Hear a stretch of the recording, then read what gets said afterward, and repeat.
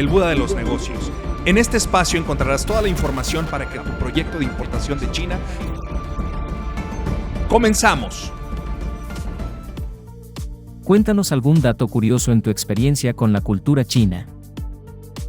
A ver, déjame acordarme. Yo recuerdo uno de los choques culturales más agresivos que tuve fue... Mi mamá siempre me enseñó a comerme todo lo que me servían de comer. Pues resulta ser que yo con esa cultura llego a China, me invitan a comer y la cultura china, cuando se reúne a los alimentos, piden mucho alimento porque dentro de su cultura tiene que sobrar alimento. Cuando yo llego a comer con ellos y veo que piden 3, 4 platillos y queda ahí alimento, pues voy y pues lo que me enseñaron en casa, a comerme todo, ¿no? A tratar de comerme todo. Y entonces limpiaba los platos prácticamente. Y entonces el empresario chino veía que ya estaban limpios. Oiga, fuyue, más, ¿no? Y entonces pedía otra vez pescado, pollo, res. Yo, no, espérame, ya no quiero, ya no puedo, ¿no? Entonces, claro, eso yo no lo entendí en ese momento por qué lo estaban haciendo. No, pues salí reventando, o sea, no pude. Pero bueno, ¿cuál fue el choque cultural ahí chistoso? Fue que lo que nosotros en China, lo que nosotros en México, en Occidente entendemos, en China es totalmente lo contrario, ¿sí? Algún otro caso, mira, también en China solamente hay una regla para los alimentos y está bien fácil, no hay reglas. Y entonces, bueno, eso dicen ellos, ¿no? Sí tienen reglas, obviamente, pero ellos ponen el alimento. Una de las reglas que sí he visto en algunas áreas es que el alimento todo lo ponen al centro, es como son mesas comunitarias, pero eso sí, puedes agarrar de lo que quieras y la cantidad que tú quieras, pero nunca usando las manos. Eso es chistoso porque los chinos de verdad que no son una cultura muy limpia como la que tenemos en Occidente, ¿sí? Pero, eso sí, no agarres la comida con las manos, ¿no? Pero eso sí, se pueden pedorrear, se pueden eructar, pueden escupir, pueden estar fumando enfrente de ti a la hora de comer. O sea, no hay reglas, ¿sí? La verdad es que ese sí creo que es un choque muy fuerte. Hablan con la boca llena. O sea, te digo, todos esos aspectos que en Occidente nosotros tenemos como normas o disciplina al momento de tomar los alimentos, en China no existen, ¿no? Y es una de las cosas que cuando tenemos esas reuniones con los empresarios que vamos a ir a China, los preparamos y les decimos de todos modos, ya cuando se enfrentan a eso, híjole, sí es un choque fuerte, ¿no? Sí he tenido gente que se queja de, es que estos cerdos, sí, casi me vomito enfrente de ellos porque hicieron esto, ¿no? Bueno, pues sí, pero es parte de, ¿no? O sea, es parte de la cultura de ellos. Y no te olvides de algo, tú estás yendo a visitar. Sí, y entonces el que se tiene que adaptar a la cultura eres tú, ¿no? Claro, no vas a ir a enseñarles, no los vamos a ir a educar, no se trata de eso. Simplemente, bueno, pues te vamos a tratar de preparar con lo más que se pueda con esas, para evitar esos choques culturales, ¿no? Yo siempre he dicho que un dentista en China se haría millonario, pero hubo una vez una persona que me dijo, no, yo creo que quebraría, porque la gente aquí los dientes los tienen pa'l perro, ¿no? O sea, dices tú, hay mucha oportunidad, sí, pero ¿quién les enseña a ellos que se tienen que ir a arreglar, ¿no? Entonces probablemente abra su consultorio, pero nadie vaya, ¿no? A todo el mundo se le están cayendo los dientes, pero bueno, nadie vaya. ¿Qué tan difícil es la comunicación básica? Mira, 2 recomendaciones. La primera tiene que ver con el idioma, el mandarín. Hay que entender el mandarín. Como el nombre en chino es Putonghua. Putonghua quiere decir lengua universal. La lengua universal que ellos crearon fue para que entre gente de las diferentes regiones de China que tienen sus propios dialectos pudieran comunicarse. Por ejemplo, nosotros que vamos al sur de China, el dialecto oficial en esa zona es el cantonés.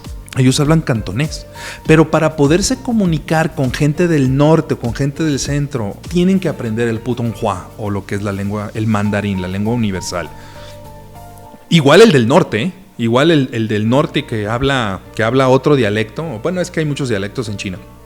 Igual el que habla otro dialecto tiene que aprender el Putonghua para poder platicar con alguien de la zona del sur. Entonces, ¿Por qué te digo esto? Ahorita va a hacer sentido. Ellos aprenden el mandarín desde la escuela, porque es el idioma oficial, pero el gobierno permite que los dialectos existan. Voy a hacer una analogía muy burda, pero imagínate que aquí en Occidente se habla el cora o el huichol, en el centro se habla todavía el náhuatl y en el sureste se habla el maya. Y el gobierno dice, oye, ¿cómo se van a poder comunicar todas estas personas? Vamos inventando un idioma oficial que se llama el español. Y entonces todos tienen que hablar en español para que se puedan comunicar entre ellos. Pero ellos conservan sus dialectos. Algo así sucede en China y hasta la fecha sigue siendo así. Entonces le llaman la lengua materna porque obviamente se aprende solamente en casa. La de la escuela, que es la oficial, es el mandarín. Entonces, como tienen estas diferencias de lenguaje, la palabra sí, que en Occidente sí conocemos, en chino no existe. Entonces, la manera en cómo una persona puede confirmar que entendió lo que la otra persona le dijo es repitiendo la idea. Haz de cuenta, ¿quieres ir a comer? En español, la respuesta es sí quiero. En mandarín es ¿quieres comer? Quiero comer. Nunca dice sí, me explico, o sea, ¿quieres comer? Quiero comer. Entonces debes de confirmar esa parte. ¿Por qué te digo esto? Porque nos hemos encontrado con muchos problemas al momento de platicar en inglés con un proveedor. Cuando hablamos con un proveedor al respecto de condiciones o especificaciones técnicas, cantidades, etcétera, nos hemos dado cuenta que cuando nos dicen sí en inglés, nosotros en Occidente creemos que ya nos entendieron. Y entonces tú ordenas, ya entendió, ok, te llega el producto. Oye, esto no fue lo que yo te pedí. Y entonces empiezan los problemas de comunicación. Sí, yo lo que les digo a ellos es, les trato a todos los empresarios de decirles, miren, cuando hablen con ellos y te digan sí, no les creas. ¿Sí? O sea, tú pregunta, oye, esto que quiero comprar es cuadrado. ¿Es cuadrado lo que tú tienes? Él te tiene que decir sí, es cuadrado o es cuadrado, ¿sí? En inglés, aunque sea, que quiere decir que está entendiendo la idea de lo que tú le estás diciendo. Pero si te dice sí, porque aparte, como ellos no conocen el sí, el problema de comunicación es bien complejo, porque para lo único que tienen el sí, podríamos decirlo de esta forma, es que están aceptando lo que tú estás diciendo. Por ejemplo, ahí te va. Oye, ¿tienes este tipo de producto? Y ellos te van a decir, no, no tengo. Ah, no tienes. Sí. ¿Sí tienes o no tienes? No, no tengo. Ah, ok, no tienes. Sí. ¿Sí o no, pues? No, lo que ellos están tratando de hacer es confirmar lo que tú estás negando, ¿me explico? Y entonces eso sí, de verdad que es hasta divertido. ¿Sí o no, pues? Así de repente he ido con ellos, me desesperan, o a las primeras veces que no entendí esa parte, o sí o no, pues, ¿no? Porque ellos, ¿no tienes? No, no tengo. Ah. O esa sí está fácil, no, más bien. Ah, sí. ¿No tienes de este, verdad? Sí. ¿Sí o no? No, no tengo. Ah, ok, no tienes, sí. Oh, pues, ¿sí o no? ¿No? Entonces se empieza a jugar. Por eso es importante entender que la manera en cómo ellos confirman o afirman más bien que algo puede suceder es repitiéndote las cosas. Quiero 24 piezas de este. ¿Quieres 24 piezas de este? ¿Sí me expliqué? O sea, chino, ¿quieres 24 piezas? Tú eres, imagínate que tú eres proveedor, ¿sí? Quiero 24 piezas de este. Así es. Entonces, afirmar, ellos, está bien raro, confirman la negación. Cuando te dicen sí a un no, es que están afirmando el no, pues, ¿no? Por ejemplo, ¿vas a ir a la Canton Fair? No, no voy a ir. No, es que el no, lo chistoso es que el no sí lo tienen. O sea, el no en su idioma sí existe. El que no existe es el sí, ¿sí? No ¿vas a ir a la Canton Fair? No. ¿Vas a ir a la Canton Fair? Voy a ir. ¿Sí? Para decir, en mandarín, para decir no, está fácil, es no. Para decir que sí, es voy a ir. ¿Sí? ¿Sí me explico cómo es el...? es bien difícil, ¿eh? De verdad que ese choque... O sea, el no sí te lo afirman como debe de ser, o sea, como lo entendemos, pero cuando es sí, repiten lo que tú estás diciendo. Así es. Entonces bueno, estos problemas de comunicación sí llega a dar problemas al momento de hacer una negociación. ¿Sí? Entonces, claro, previo a esto se les platica a los empresarios de esta situación. A veces lo entienden, a veces no, pero entienden. Si lo entiendes o no, no importa. Entiendes que existe un problema de comunicación que debe de ser resuelto de una manera poco peculiar que en Occidente no se da. Por eso es que de ahí nuestra fortaleza al entender la cultura empresarial en China. Nosotros podemos llevar al empresario mexicano y poder hacer relaciones comerciales exitosas que probablemente tú por sí solo no podrías hacer, sería muy complicado o incluso ni les entenderías. ¿Qué tan difícil es para alguien que no habla inglés?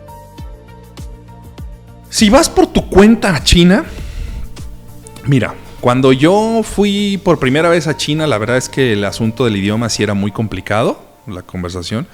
Sin embargo, hoy en día la verdad es que existen ya aparatos o tu mismo teléfono te puede dar la oportunidad de poder hacer una traducción simultánea, ¿no? Entonces, ¿necesitas inglés?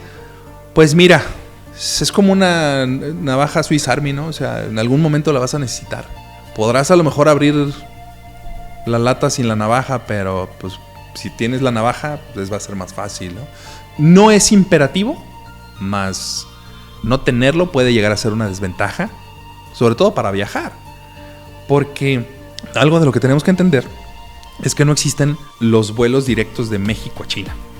Los vuelos generalmente tienes que volar vía Estados Unidos, vía Canadá, vía Corea, vía Japón, ¿sí?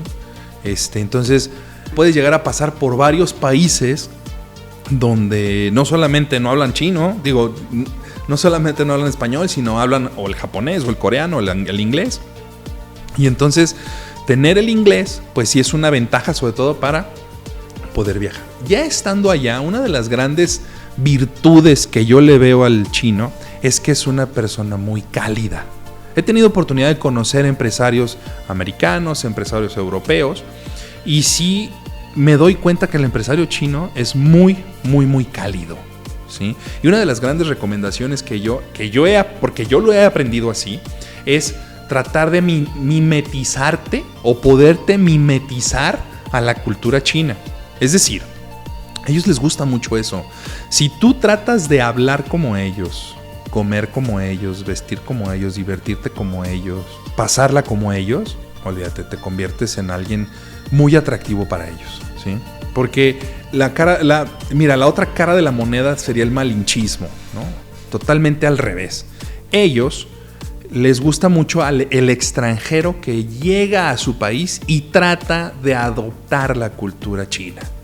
Eso es fantástico para ellos. Entonces, la primera recomendación que yo te voy a hacer va a ser un choque cultural muy fuerte, definitivamente. Pero trata de sonreír, ¿sí? Aunque no te guste, aunque huela mal, aunque no entiendas nada o aunque lo sientas muy encimoso, sonríe. Porque eso les va a dar la oportunidad de que puedas... Mira, son tantos en China que no conocen, de verdad, no conocen ¿cómo le llaman? El espacio interpersonal, ¿no?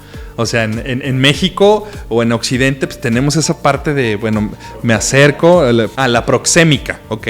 En China no existe la proxémica como nosotros lo conocemos en Occidente, ¿no? Entonces, son tantos que se pegan entre ellos y se te pegan, o sea, para ellos es natural y normal. Mira, una experiencia que tengo estamos formados para poder entrar a una atracción ahí en Shanghai y es una cola a lo mejor unas 50 personas, ¿no? Y entonces estoy platicando con un empresario pegado al que le sigue y de repente empieza a avanzar la fila y no te miento, la fila avanzó 40 centímetros, lo cual a mí no me hizo ningún problema quedarme donde estaba platicando con la persona. No te miento, los chinos de atrás, como vieron un espacio ahí, ¡pum!, nos brincaron. Y hasta yo les dije, ¡Ey! ¿Qué onda? Y ya nada más me voltearon a ver y se regresaron para atrás, ¿no? O sea, es que donde ven un huequito, ¡pum!, ellos se meten, ¿eh? Ahora, No lo ves. Si eso te pasa en el metro, si eso te pasa en alguna fila, esperando el avión, no sé, en algún aeropuerto, no te sientas mal, no es contra ti. Es una cuestión cultural. Donde ven un huequito, tras, ahí se meten. Claro, pues tú tienes que ser más vivo, ¿no? Porque como decía un empresario que fue conmigo, dice, no, es que aquí en China el que no corre vuela, ¿no? O sea, tienes que aplicarte más que ellos, o sea, tienes que aprender. No existe el respeto. En Europa, en Japón, en Estados Unidos, oye, existe la cortesía. En China no existe. Y no te sientas mal, simplemente no existe. Oye, es que qué groseros y qué rudos son aquí en China. No, simplemente no existe. Si tú logras entender esos cambios culturales, esas diferencias culturales, de verdad que te va a ir súper bien. Si no quieres hacerlo, está bien, se vale. Para eso está el Buda de los negocios. Te puede apoyar, te puede apoyar en todo momento para hacer eso, ¿no? Y poderla librar.